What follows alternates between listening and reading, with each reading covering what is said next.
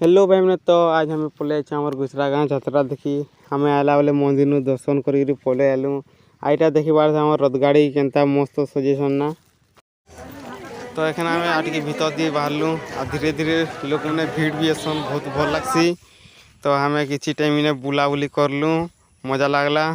तो मोर भाई के एखन पाइन सोचला बेले पाइन टी पिकी आईछु तो एखन आम इन्हें काना खाएमु बोली टी कथबार्ता लागलु तार हमें पलि आलु गोटे दुकान के सेनु हमें नहीं गलु मंचूरन जेनटा कि गोटे ठाने बस खाऊ आराम से एखन मुई भी खाएबी आउ मुई खाना पीना सही मोर भाई भी बइछे आउ से दीपट नहे साथ एखन जा खाई तो एखन बेल बुड़ी गलानु आ खेलना दुकान रे देखी बार तो जलुछे आ मोर पुतरा मैंने भी खेलना देखुछन